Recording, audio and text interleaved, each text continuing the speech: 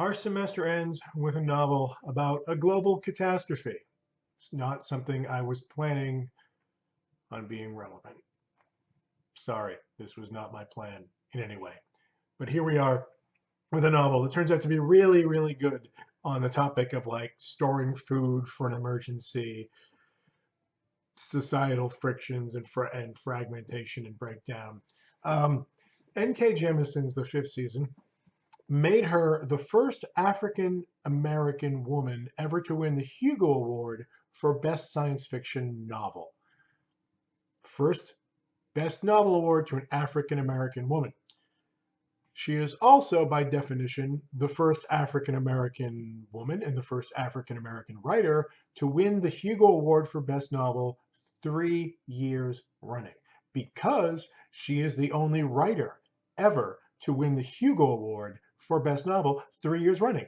The Fifth Season and its two sequels have went on a crazy roll. All three of them won the Hugo Award. Boom, boom, boom.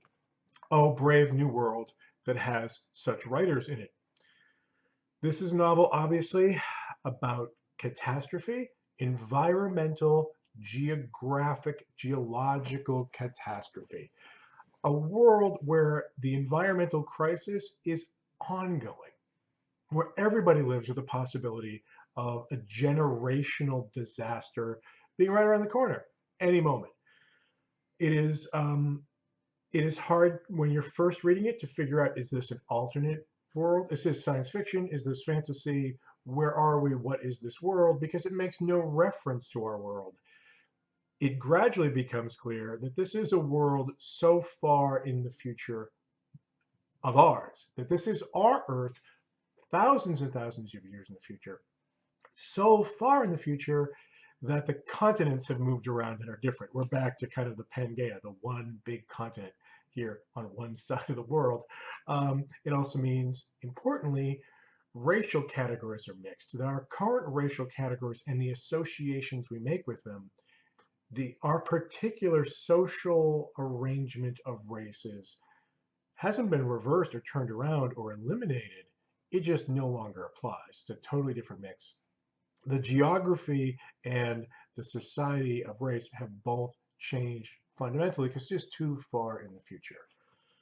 This novel owes a lot clearly to science fiction. The idea of the kind of persecuted minority with superhuman powers, the kind of persecuted mutant trope, is a very, very old one that Jemison is certainly not using for the first time.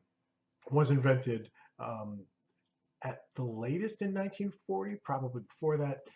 And she's not the first by any means to use that trope as a metaphor for the persecution of actual minorities or actual persecuted groups in our society. In fact, it's kind of always been used as that metaphor, as a metaphor for persecution against racial minorities, against Jews, especially. Science fiction's first few generations of writers have a lot of Jews in a period when anti-Semitism is very prominent, when people are not embarrassed to be anti-Semites, where the anti-Semite freak flag just flies. Um, it's been used as a metaphor for queerness, for gayness, for queer identity. But Jemison combines that persecuted minority, that persecuted mutant trope, with some elements of the slave narrative. This is a science fiction novel that owes a lot to previous science fiction novels. It also owes a lot to Beloved. If you don't know why it if you don't know why this novel owes a lot to Toni Morrison's novel Beloved, there are only two explanations. One is you ain't never read Beloved, and man, the English major's letting you down. Somebody should assign you Beloved, and then someone else should assign you a Beloved again. Or, alas, you have not finished reading this book. By the end of this volume, the comparison to Morrison's Beloved should be clear. This work is formally daring, at least in the science fiction context. It is formally daring. It is especially formally daring in the science fiction context.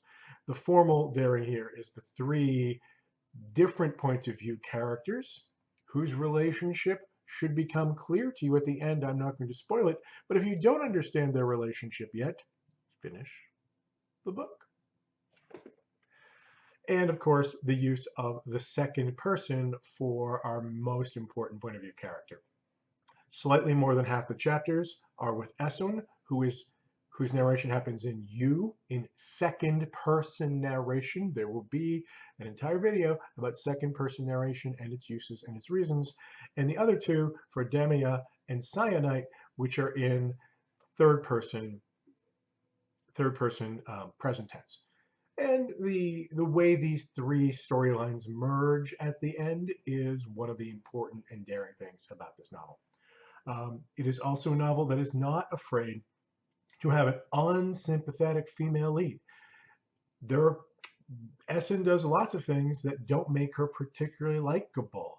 That likability is being cast aside, especially hard for a character who's a woman of color. This is a novel that's not afraid to take a woman of color, make her the protagonist, or make three women of color protagonists, depending how you look at it, and let them be difficult, let them be problematic, let them respond in sometimes unappealing, unattractive ways, to make some choices that maybe aren't the best possible choices, but which are genuine responses to not the best circumstances. You can say that Essen does some things wrong, wouldn't deny it. There are lots of things that Essen herself is ashamed of doing or very guilty of doing. Shame and guilt are slightly different concepts, but it's very hard to find her doing anything that she hasn't somehow been provoked into doing.